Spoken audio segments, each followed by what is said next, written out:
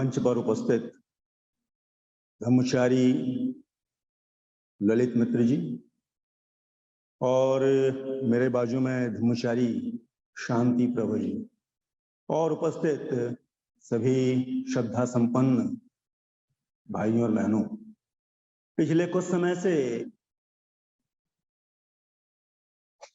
हम लोग बौद्ध जीवन मार्ग इस पर व्याख्यान सुन रहे हैं और हम लोग जानते हैं कि भगवान बुद्ध और उनका धर्म, ये जो ग्रंथ हैं, ये 8 खंडों में विभाजित है और उसमें चौथा कांड जो है धर्म और मजहब, उसके अंतर्गत तीसरा जो भाग है वो बौद्ध जीवन मार्ग आता है।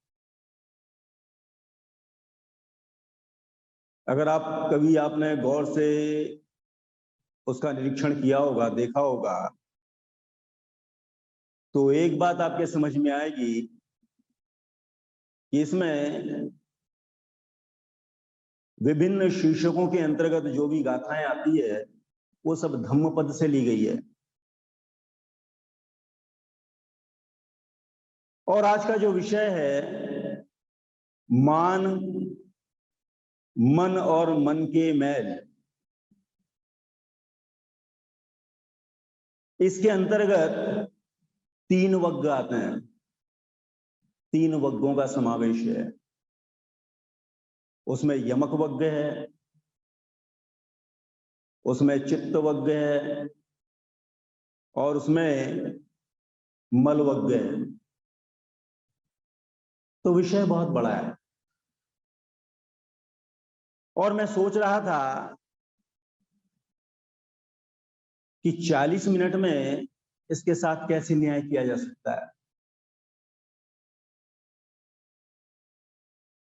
तो मेरे दिमाग में दूसरी बात आई कि ये जो सारी शिक्षाएं हैं ये मन से संबंधित है। यमक वर्ग, चित्त वर्ग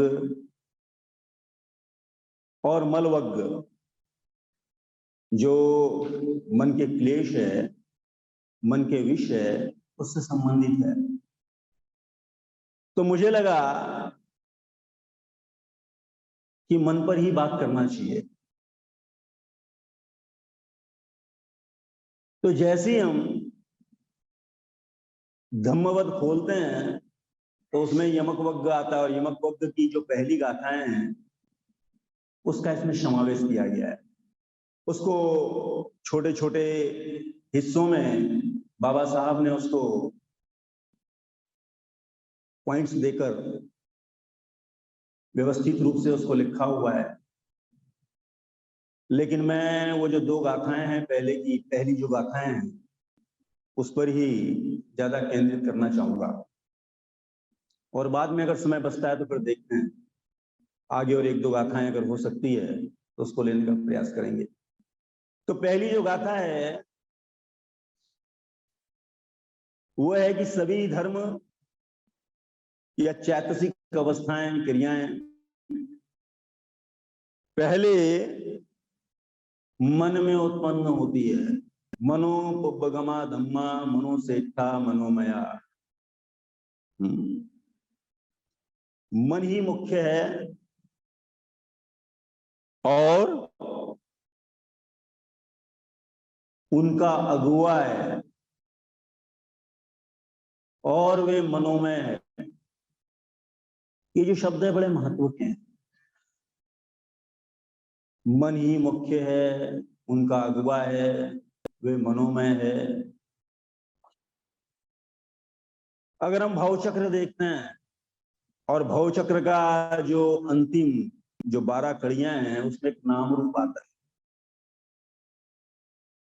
उस नाम रूप में एक नाव आपको दिखाई देती है और उसमें एक व्यक्ति जो है वो नाव को आगे बढ़ाने का कार्य कर रहा है और 4 बैठे हुए हैं। तो ये जो पंच स्कंध हैं इसमें आपको ऐसा दिखाई देता है कि मन उसको लीड कर रहा है, इसीलिए उसको कहा है कि अगवा है। हमारी जो इंद्रियां हैं वो हमारे मन का विस्तार है, इसलिए कहा गया है कि भाई वो मुख्य है। और उसके बाद में कहा गया कि मनोमय है।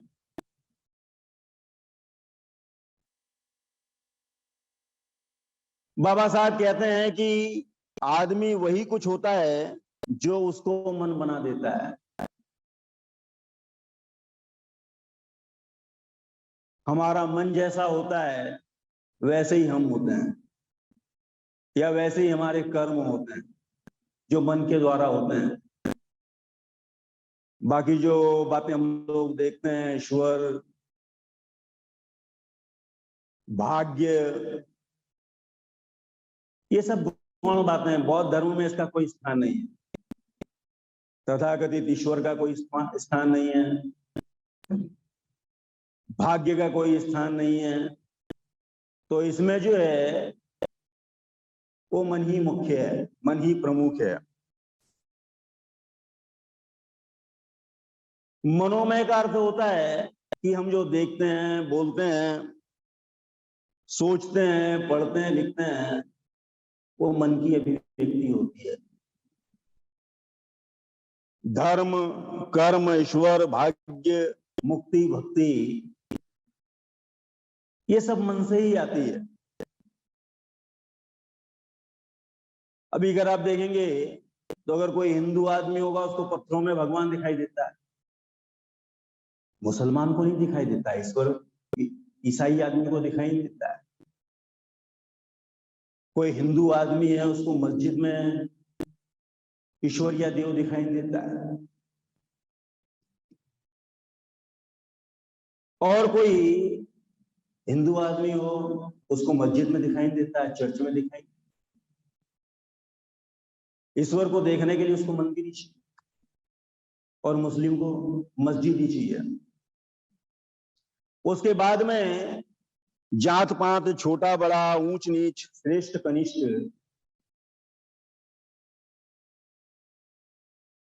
इस प्रकार केवल भारतीय आदमी देखता है। अगर दूसरे देश के लोगों के साथ में आपका अगर संपर्क आता है तो उनको आदमी केवल आदमी दिखाई देता है, उसमें कोई भेद नहीं दिखाई देता है।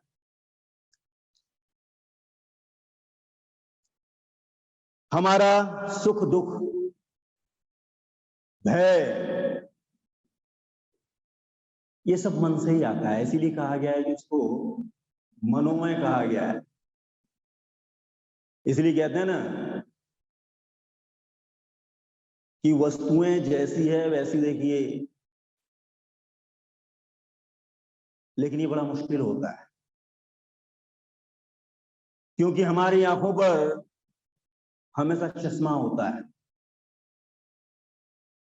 लाल है तो लाल दिखाई देता है, काला है तो काला दिखाई देता है।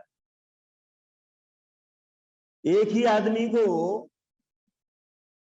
अलग अलग लोग अलग अलग तरीके से देखते हैं। किसी को दुश्मन दिखाई देता है, किसी को दोस्त दिखाई देता है। दुनिया में कोई भी ऐसा आदमी नहीं कि जिसके सारे ही दुश्मन हो और सारे ही दोस्त हो। तो देखने वाले हम ही होते हैं, निर्धारित भी हम ही करते। विषय थोड़ा गंभीर है तो एक दो छोटे छोटे आपको कुछ लतीफे सुनाता हूं, लेकिन शर्त है कि आपको हंसना पड़ेगा, नहीं तो मैं आपको जोक सुनाऊंगा और आप हंसेंगे नहीं तो मेरा जोक बेकार हो जाएगा, हैं? तो इसलिए एक आदमी की 4 बेटियां थी। एक बार कोई आदमी आया, कोई नवयुवक था, शादी करना चाहता था। तो सारी फॉर्मेलिटीज के पहले औपचारिकताएं होती है। तो वो जो लड़की का पिताजी था उसने कहा कि मैं चाहता हूं कि मेरी बेटियां सुख से रहे, आराम से रहे, इसलिए मैंने जो बड़ी बेटी है 35 साल की है उसके लिए 50,000 रुपए जमा करके रखे हैं। उससे छोटी 30 साल की उसके लिए 40,000, उससे छोटी 25 साल की उसके लिए 30,000, और जो 22 साल की है उसके लिए 20,000। ऐसी व्यवस्था करके रखी है। मुझे लगता है कि भी उनका जीवन सुखमय होना चाहिए, आराम से बीतना चाहिए। तो जो युवा था उसको सुनकर खुश होना चाहिए था, लेकिन वो खुश नहीं हुआ, थोड़ा सोचता रहा वो, और कहता है क्यों आपकी कोई 40 साल की लड़की नहीं? ये जो लतीफा है थोड़ा सा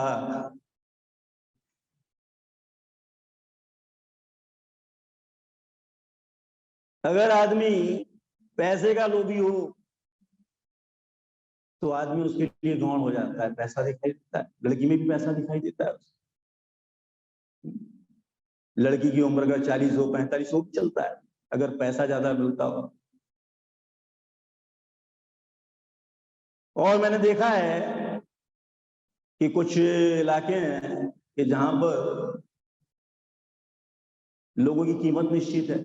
अगर कोई बाबू है तो उसके लिए इतना दहेज, अगर कोई इंजीनियर है तो उसके लिए उतना दहेज, और कोई डॉक्टर है तो उसके लिए इतना दहेज, ऐसा निर्धारित किया हुआ है।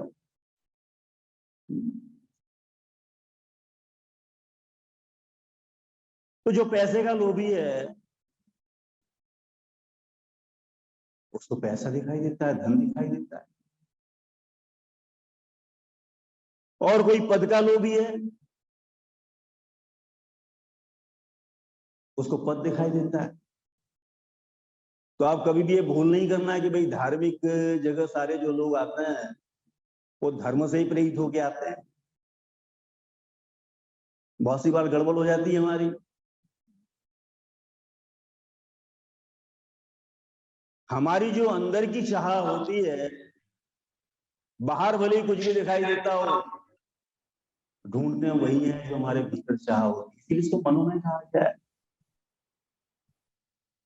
पैसे की चाह हो तो पैसा दिखाई देता है, भोजन की चाह हो तो भोजन दिखाई देता है, पद की चाह हो तो पद दिखाई देता है। पिछले दिनों मेरे पास में कभी कभी आते रहते हैं तो लड़कों के लिए लड़कियों के लिए पूछने कि भाई आपके अगर नॉलेज में कोई लड़की हो लड़का हो तो बताइए, शादी करना है हमें। तो पिछले दिनों एक हमारे कोई मित्र ने बताया कि भाई ये प्रसन्न मोदी है धनुषा के, और इनके बहुत से लोगों से संबंध है। ऐसा है क्या है? तो मैंने कहा देखो, धर्मचारी करके करके देखो कि व्यक्ति के रूप में अगर आपको सूटेबल, सभी को धर्म में इंटरेस्ट नहीं होता है, धर्म की पुस्तकों में इंटरेस्ट नहीं होता है, धर्म के वर्गों में इंटरेस्ट नहीं होता है।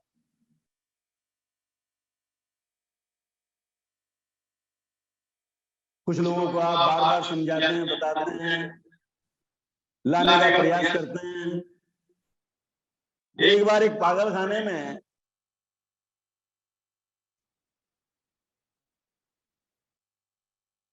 कुछ लोग इंस्ट्रक्शन, कोई डॉक्टर वगैरह होंगे,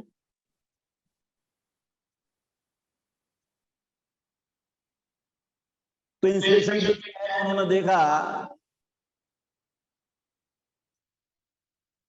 और उसने 4 लाइनें खींची है, ऐसा स्क्वायर बना है और बड़े गौर से देख रहा है उसको।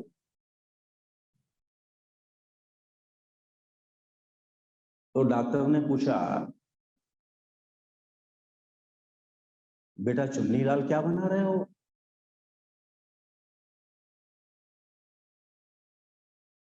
तो उसने कहा कि डॉक्टर साहब चित्र बना रहा हूं, और इसमें हरी घास है, गाय है और जमीन है। तो उसने देखा, उसको बड़ा आश्चर्य हुआ, न इसमें घास दिखाई देती है न गाय दिखाई देती है। तो उसने कहा इसमें तो घास भी दिखाई नहीं देती, इसमें गाय भी दिखाई देती। तो पागल भी बड़े लॉजिकल होते हैं, आप लोग पागल कहते हैं उसको। वो कहता है कि जो गाय थी वो घास चर गई और गाय चरने के बाद में यहां पर क्या करेगी? वो चली गई। अब केवल ये प्लाट बचा हुआ है, तो उसको, उसमें गाय भी दिखाई दे रही है, घास भी दिखाई दे रहा है, हमको केवल 4 लाइनें दिखाई देगी। तो इसीलिए उसको मनोमय कहा गया है कि हमारे मन में जो होता है वासना है, तो हमें बाहर भी वासना दिखाई देती है, ऑब्जेक्ट दिखाई देते हैं। चाहे आप मंदिर में जाए, विहार में जाए, आप बराबर ढूंढ लेते हैं, आपका मन बराबर उधर ही जाता है। तो इसीलिए कहा गया है कि मन ही प्रमुख है, मन ही अगवा है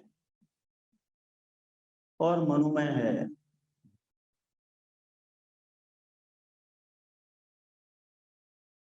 उसके बाद में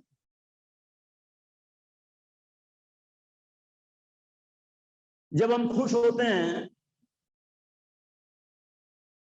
तो हमें चारों ओर हरियाली दिखाई देती है, सब कुछ हरा भरा दिखाई देता है, सब कुछ खुश मिजाज दिखाई देता है। और जब उदास हो, हर चीजें, छोटी छोटी चीजें हमें चिढ़ाती हुई दिखाई देती, चिढ़ाती हुई लगती है।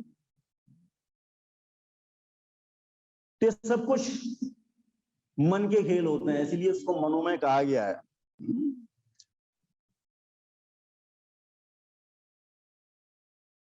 आगे उस गाथा में दिया गया है कि जब कोई आदमी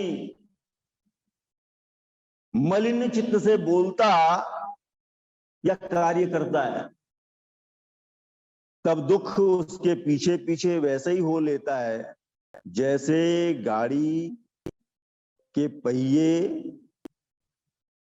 बैल के पैरों के पीछे पीछे, बैल के जो पैर होते हैं उसके पीछे पीछे गाड़ी का चक्का चलता रहता है, वैसे दुख हमारा पीछा करता रहता है। अब ये भी गाथा बड़ी महत्वपूर्ण है, ये जो आधा उसका भाग है, मलिन चित्त। अभी अगर आप उसमें वो भवचक्र है, भवचक्र देखते हैं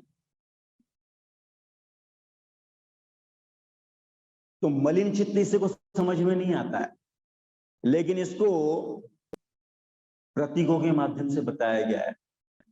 क्या दिखाई देता है उसमें? देखा है कभी भवचक्र? ये लगा हुआ है बहुत बड़ा चित्र यहाँ पर, देखा है क्या आप लोगों ने? उसमें वो आया कहां से मालूम आपको? वो किसी ने भेड़ दिया है बनाकर उसको, और बहुत पैसे खर्च किए हैं उसको बनाने के लिए, और उसमें उसको लगाया गया ताकि लोग देखें। वो प्रत्येक व्यक्ति का चित्र है, मेरा और आपका चित्र है वो। तो उसमें सबसे भीतर जो केंद्र दिया हुआ है, जिसको हब कहते हैं, उसमें क्या दिखाई देता है? 3 प्राणी, यहां 3 प्राणी दिखाई देते हैं। कौन कौन से प्राणी हैं? तो उसमें सूअर है,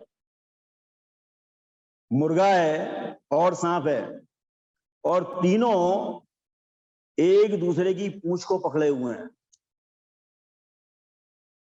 मतलब वो एक दूसरे को एक्टिवेट करते रहते हैं। एक भी अगर उत्पन्न हुआ तो सभी उसमें शामिल हो जाते हैं।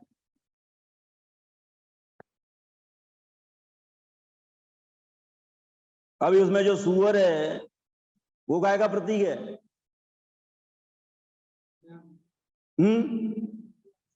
अज्ञान, अविद्या। अब ये पढ़ने लिखने की कोई अशिक्षित आदमी है, उस प्रकार की अविद्या नहीं है।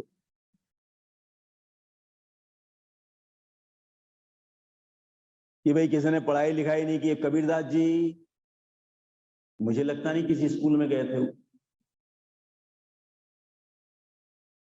महाराष्ट्र में जो बैनाबाई है, जिसने बहुत सी कविताएं लिखा है, मुझे लगता नहीं कि उन्होंने कोई स्कूली शिक्षा ली थी। तो ये उस प्रकार की अविद्या नहीं है। नहीं कोई सोचेगा कि भाई मैंने बहुत पढ़ा लिखा है, मेरे पास में बहुत सी डिग्री है, इसलिए मैं ज्ञानी हूं। बुद्धिज्म इस प्रकार की प्रज्ञा के बारे में नहीं कहता। वो प्रज्ञा है, निचले स्वरूप की है। तो ये प्रज्ञा जो श्रेष्ठ जीवन है, आध्यात्मिक जीवन है, उसकी जो अनभिज्ञता है उससे संबंधित है। श्रेष्ठ जीवन, आध्यात्मिक जीवन, या हम जो जीवन जी रहे हैं इससे भी कोई श्रेष्ठ जीवन हो सकता है, अच्छा जीवन हो सकता है।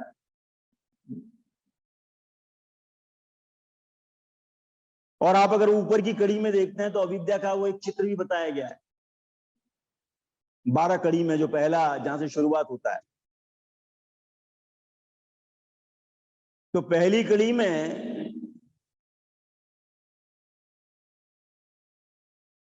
एक व्यक्ति दिखाई देता है बूढ़ा, और उसने लाठी पकड़ के रखा हुआ है और बिल्कुल किनारे पर खड़ा है वो।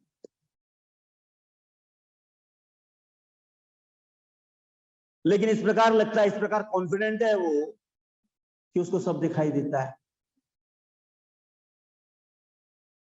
तो हमारी अविद्या भी ऐसी होती है कि हम भी तरह तरह की संकल्पनाएं, धारणाएं, मिथ्या दृष्टि, इसको पकड़ के रखते हैं और हमें लगता है कि हम लोग बड़े जानकार हैं, बड़े ज्ञानी हैं। तो ये अविद्या जो है बड़ी साधारण अविद्या नहीं है, बड़ी गहरी अविद्या है। जिन चीजों के पीछे हम लोग भाग रहे हैं आज, सब कुछ दांव पर लगाकर हम लोग जिन चीजों को प्राप्त करना चाहते हैं, सिद्धार्थ गौतम के पास में वो सारी की सारी मौजूद थी।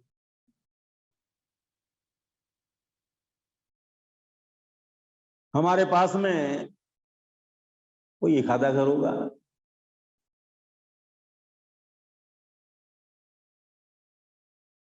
उनके पास में हर ऋतु के लिए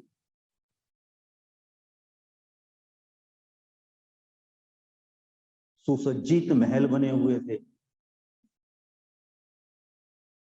और केवल महल ही नहीं थे, तो जो भी आपको आनंद देने वाली चीजें हैं, आपका मनोरंजन करने वाली चीजें हैं, आपका मन बहलाने वाली चीजें हैं, वो सारी वहां पर।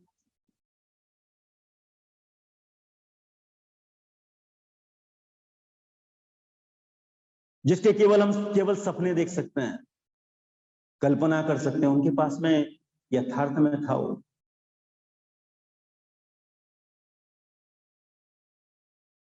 लेकिन उसमें भी उनको गहरा संतोष, असमाधान और दुख दिखाई दिया।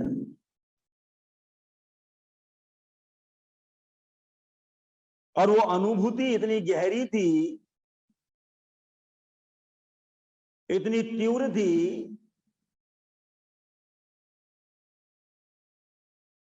कि सुंदर पत्नी और जो उनका नवजात बेटा था उसका त्याग किया।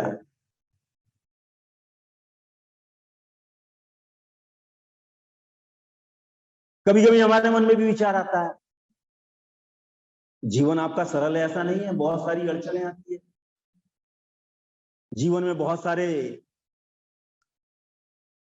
उतार चढ़ाव आते हैं, और हमें भी कभी ऐसा महसूस होता है कि जीवन बहुत ही कठिन है, बहुत ही दुखदाई है। कभी कभी हम लोग विहारों में आते हैं, हम लोग पढ़ते हैं, हमको भी प्रेरणा मिलती है, हमको भी लगता है कि ये जीवन ऐसी है, इसको भी छोड़ देना चाहिए। लेकिन वो विचार बहुत थोड़ी देर के लिए रहता है, बाद में फिर हम लग जाते हैं अपने जो हमारे हमेशा के काम धंधे उसमें जुट जाते हैं, भूल जाते हैं हम लोग। तो उसके लिए गहरी दृष्टि की आवश्यकता होती है उस अविद्या को जानने के लिए।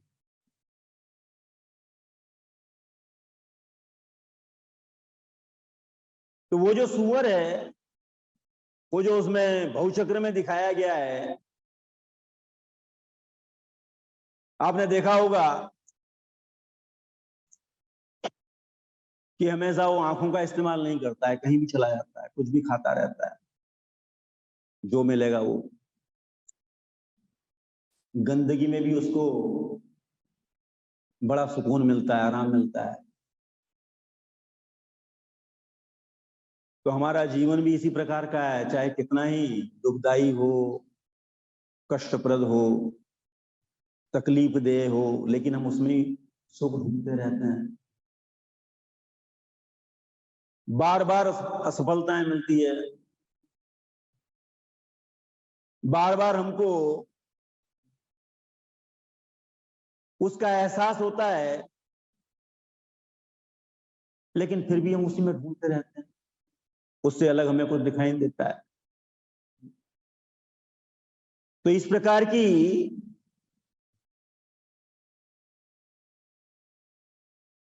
ये बड़ी रिजिट, बड़ी सूक्ष्म ऐसी अविद्या है।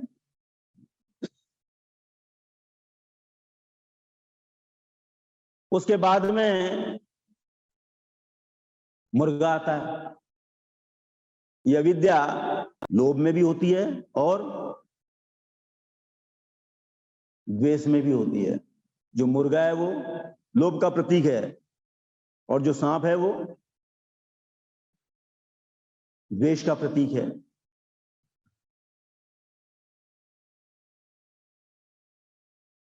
तो लोभ जिन चीजों के प्रति आपके मन में आकर्षण होता है, आपके लिए प्रिय होती है, वो आपको चाहिए होती है, आप उसके पीछे दौड़ते हैं। इंद्रिय तुष्टि की जो कुछ वस्तुएं होती, जो हमारी इंद्रियां हैं, उसको चीजें जो अच्छी लगती है, प्रिय लगती है, उसको हम लोग चाहते हैं, प्राप्त करना चाहते हैं, उसके प्रति जबरदस्त आसक्ति होती है, अटैचमेंट होता है, और मिल्कियत का भाव होता है, पजेशन। उसको हम पजेस करना चाहते हैं, उसको हम अपना बनाना चाहते हैं,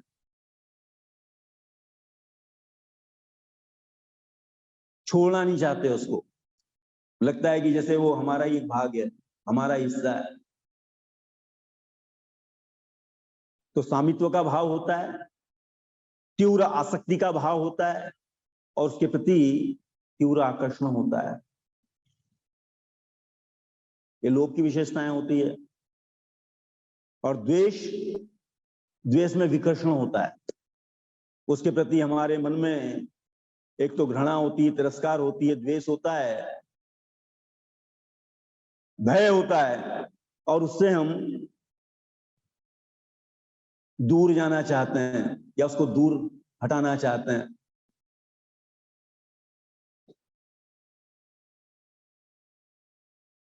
और जहां हमारी तृष्णा विफल होती है या उसके मार्ग में अगर कोई बाधा उत्पन्न होती है, तो उसका रूपांतरण द्वेष में होता है।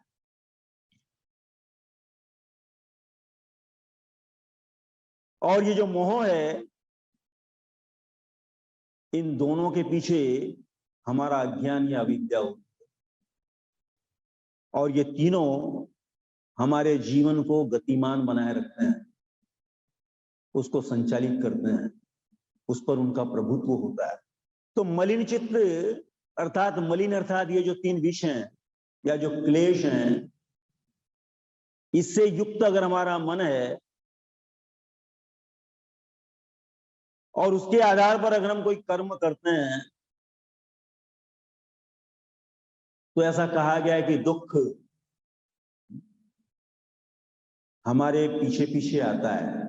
जैसे गाड़ी के पहिए के पीछे गाड़ी का पहिया दौड़ता है, वैसे दुख हमारे पीछे दौड़ता रहता है। तो हमारे दुख के लिए कोई भगवान, कोई ईश्वर, कोई देव, कोई अल्लाह, कोई मैसेंजर, कोई दूत जिम्मेदार नहीं है। तो हमारा जो दूषित चित्त है, मलिन चित्त है, वो जिम्मेदार है। इसलिए बुद्धिज्म को समझने में बहुत से लोगों को दिक्कत होती है, क्योंकि दुनिया के जो अधिकांश धर्म हैं, महत्वपूर्ण धर्म हैं, उसमें सर्वशक्तिमान ईश्वर, देव, इसकी कल्पना है, जिसने सारी दुनिया बनाई, जिसने मनुष्यों को बनाया, चांद तारे बनाए। लेकिन बौद्ध धर्म में इस प्रकार की कोई धारणा नहीं है। कोई ईश्वर नहीं, कोई देव नहीं, कोई चमत्कार नहीं। तो इसलिए बहुत से लोगों को बौद्ध धर्म समझने में बड़ी दिक्कत होती है।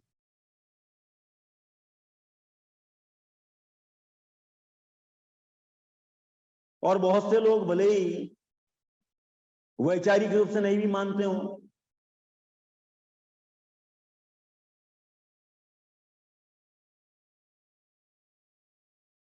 लेकिन अगर उनकी गतिविधियों की तरफ ध्यान देंगे आप, तो ऐसा लगता है कि एक चीज छोड़कर मैं दूसरी पकड़ ली।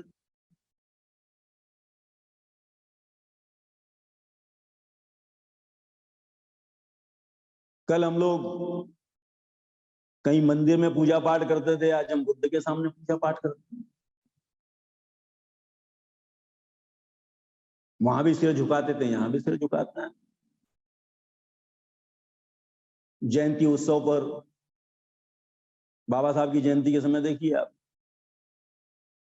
बाबा साहब ने बार बार लोगों को मना किया था, बार बार कहा उन्होंने कि मेरा दैवीकरण मत कीजिए।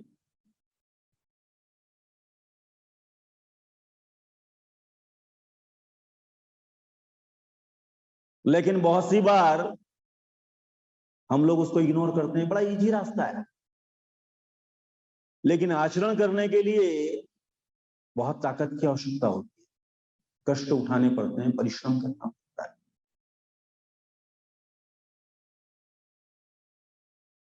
एक बार मैंने सुना था कि बाबा साहब, ये जो दीक्षा भूमि है, उसमें जो दीक्षा का कार्यक्रम था, उसका आयोजन चल रहा था, और बाबा साहब कुछ दिन पहले आए हुए थे और कभी कभी वहां पर जाकर बैठते थे। उनकी एक बड़ी जो आराम कुर्सी है वो वहां पर पड़ी होती थी, और बाबा साहब वहां पर बैठकर कुछ पेपर वगैरह पढ़ते थे। तो लोगों को मालूम पड़ा, तो लोग फूल मालाएं लेकर खड़े हो गए। अब बाबा साहब पढ़ रहे हैं, वो अपने पढ़ने में मग्न हैं।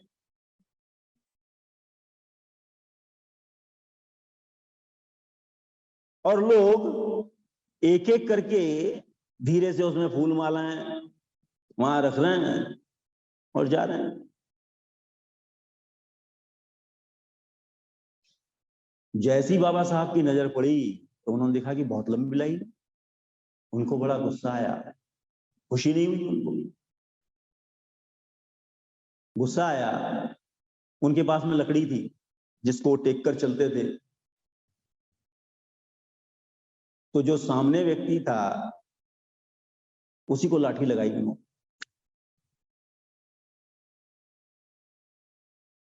तो सारे लोग भाग गए। तो वहां पे कोई पत्रकार था,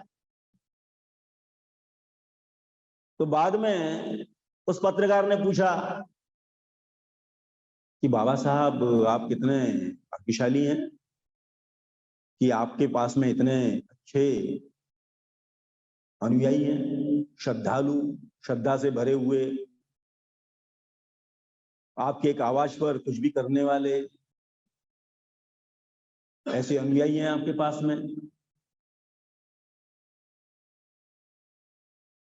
तो बाबा साहब थोड़े से गंभीर हो गए।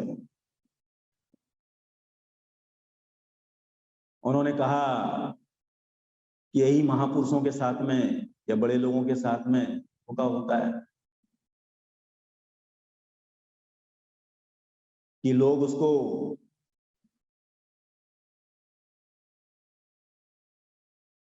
बड़ा बनाकर उसकी पूजा पाठ करने लग जाते हैं, उसको देव बना देते हैं। और एक बार देव बना दिया, ईश्वर बना दिया, तो फिर उसके विचारों से, उसकी शिक्षाओं से उसका कोई लेना देना नहीं होता है। फिर फूल मालाएं चढ़ाइए, अगरबत्ती लगाइए, पूजा पाठ कीजिए, आपकी ड्यूटी पूरी हो गई। मन में भी समाधान होता है कि हमने कुछ किया है, हम भी बड़े अच्छे अनुयायी हैं, बड़े अच्छे भक्त हैं, इस बात का हमको आभास होता है। तो बाबा साहब ने कहा ये सबसे बड़ा धोखा है। किसी भी अगर महापुरुष को मिटाना हो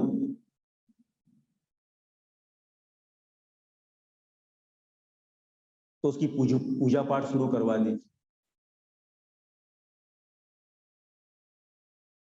उसको देव बना दीजिए, उसके फोटोएं बनाइए, स्टेचू बनाइए,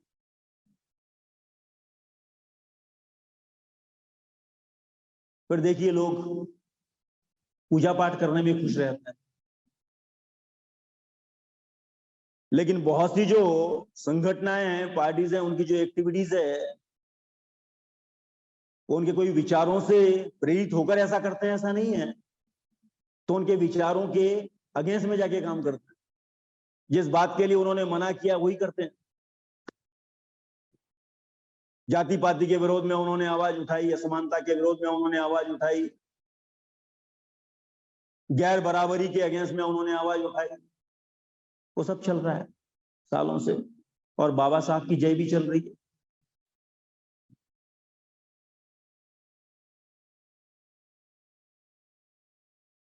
तो ये बहुत ही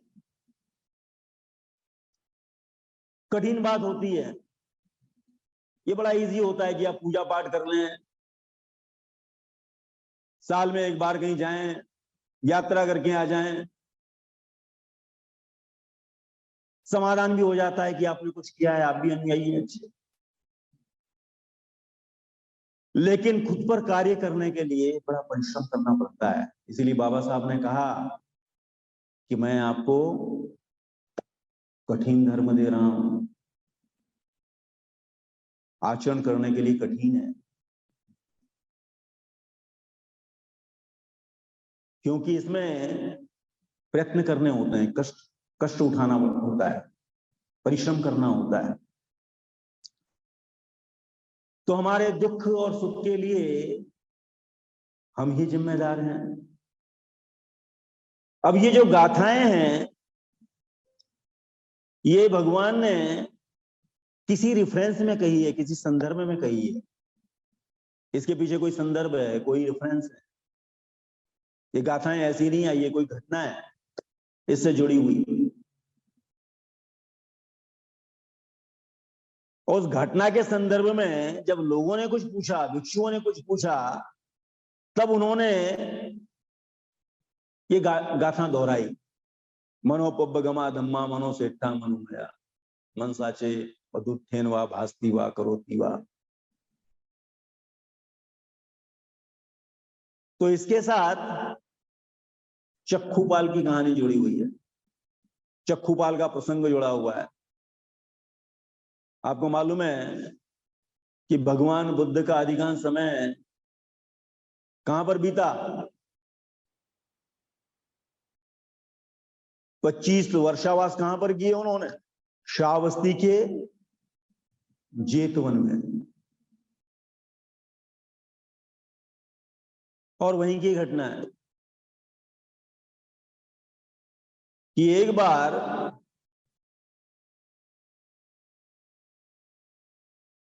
चक्खुपाल जेतवन में रुके हुए थे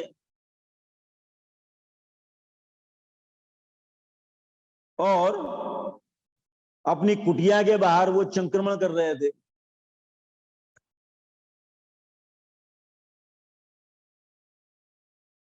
और संक्रमण करते करते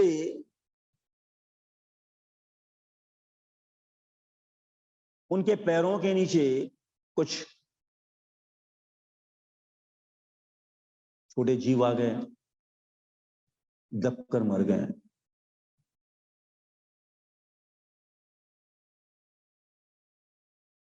बाद में सवेरे जेतवन में आने वाले जो भिक्षु थे उन्होंने देखा तो उन्हें बड़ा आश्चर्य हुआ। उन्हें लगा ये तो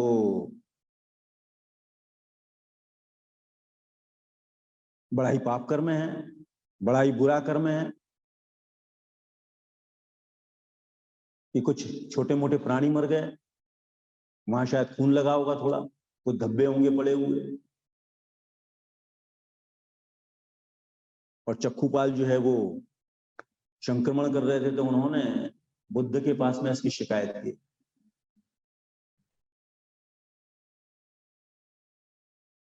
और ये जो चक्खुपाल है ये दोनों आंखों से अंधा था।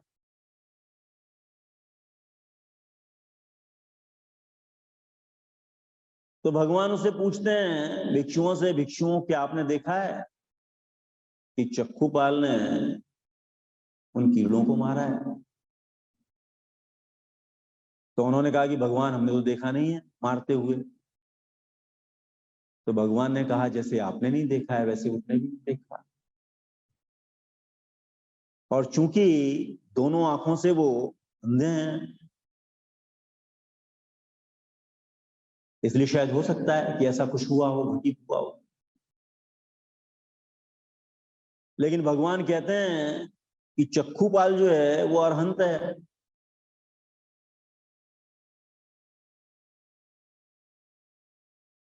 तो भिक्षुओं को और आश्चर्य हुआ, साथ में जिज्ञासा भी हुई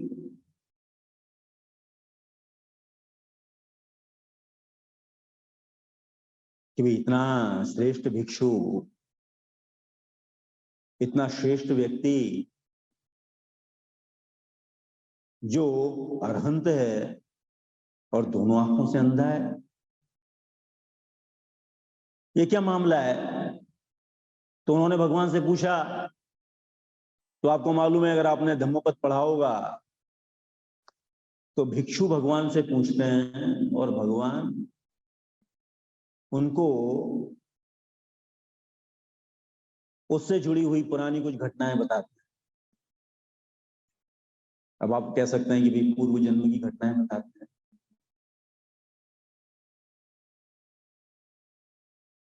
तो उन्होंने कहा कि प्राचीन समय में ये जो चक्खुपाल है एक प्रसिद्ध डॉक्टर था, चिकित्सक था, इलाज करता था लोगों का। तो एक महिला थी और उसका बेटा था।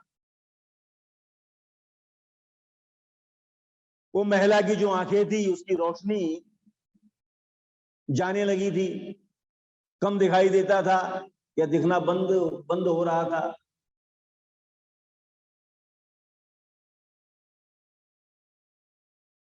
तो महिला डॉक्टर के पास में आई तो और डॉक्टर से कहा कि डॉक्टर साहब अगर मेरे आंखें अगर ठीक हो जाती है तो मैं आजन्म आपकी ऋणी रहूंगी, आपका उपकार मेरे साथ में आजन्म रहेगा और मैं हमेशा आपकी सेवा करूंगी। मैं और मेरा बेटा दोनों आपकी सेवा करेंगे। तो डॉक्टर ने इलाज किया, उसने कोई मलहम वगैरह दी, उस महिला ने लगाया, कुछ दिनों में उसको फायदा हो गया। और जब उसको अच्छे से दिखाई देने लगा तो डर गई। वो अच्छा दिखाई दे रहा है इसलिए डरी नहीं, इस बात से डर गई कि उसने कुछ कमिटमेंट किया था। उसने जीवन भर सेवा करने की लड़के के साथ में ऐसा संकल्प किया था। उसने शर्त ली थी, उसने शर्त लगाई थी।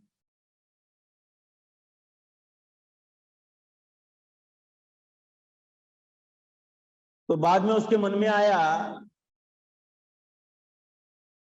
कि डॉक्टर अगर पूछता है तुझे झूठ बोलना, झूठ बोल दूंगी। तो डॉक्टर उससे पूछता है क्यों दिखाई देता है, ठीक दिखाई देता है, ठीक ठीक दिखाई देता है। तो झूठ बोलती है, वो कहती है कि डॉक्टर साहब मुझे दिखाई नहीं देता है। अभी डॉक्टर बड़ा होशियार था, वो बड़ा डॉक्टर था, समझ गया वो कि बाई झूठ बोल रही है। तो उसने क्या किया कि दूसरी मलहम दे दी, और वो ऐसी मलहम दी कि उसको लगाने के बाद में फिर से पूरी अंधी हो गई। पहले शायद थोड़ा दिखता भी होगा, बाद में वो भी दिखना बंद हो गया।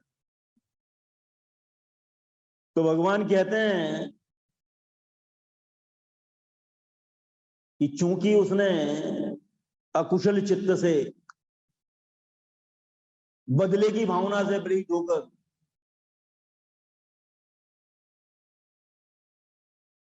नाराज होकर उसको जो मलहम दी और उससे जो अंधी हो गई, तो उस कर्म के जो फल है वो भोग रहा है। शायद इसमें भी उससे मुक्ति हो जाएगी। तो बुद्धिज्म जो कर्म की बात करता है, ये जो घटना है या जो चक्खूपाल की जो कहानी, बड़ी महत्व,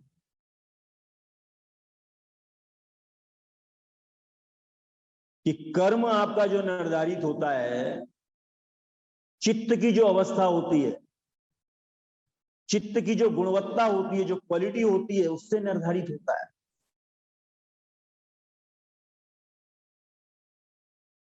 दान देने से दान नहीं होता है। दान के पीछे में अगर आपका लोभ आता हो, बड़कपन का भाव आता हो, प्रसिद्धि की आकांक्षा हो, तो भले ही आप दान देते हैं, कितना देते हैं उसका ज्यादा महत्व नहीं है। लेकिन इस प्रकार की आकांक्षाओं से प्रेरित होकर अगर आप करते हैं, तो उसका जो परिणाम होता है वो अकुशली होता है, बुरा ही होता है।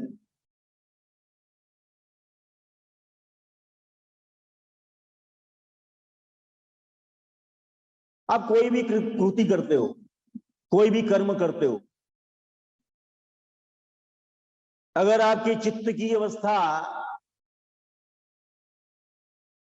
अगर श्रेष्ठ है, निर्दोष है, स्वच्छ है, तो ही वो कर्म श्रेष्ठ होता है और सुख आपके पीछे आता है। अन्यथा दुख हमारा पीछा करता रहता है। एक छोटी सी कहानी बताता हूं और खत्म करता हूं। एक बार भगवान बुद्ध और भिक्षु जा रहे थे,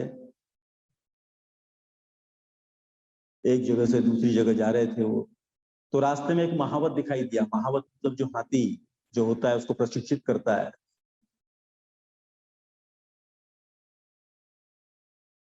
तो भगवान ने भिक्षुओं को कहा कि भिक्षुओं, ये जो महावत है उसका नाम पेश था, ये बड़ा ही बुद्धिमान व्यक्ति है,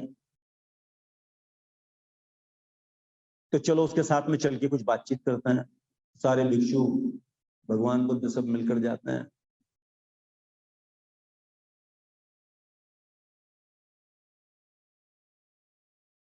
तो भगवान कहते हैं उस पेश से कि इतना बड़ा जो भीमकाय हाथी है इसको प्रशिक्षित करना बड़ा कठिन काम, बहुत ही कठिन काम होगा आपके लिए।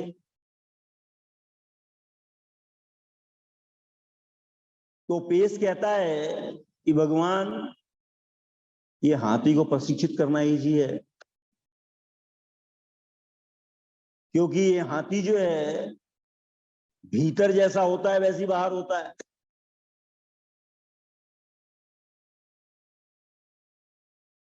आदमी को प्रशिक्षित करना बड़ा कठिन, कि मन में होता एक है, सोचता दूसरा है, करता तीसरा है और बोलता चौथा है। मन में कुछ और होता है, बाहर कुछ और होता है।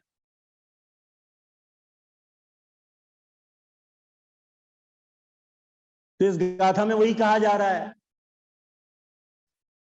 कि मन में जो होता है आपके, उसी से आपका दुख और सुख निर्धारित होता है।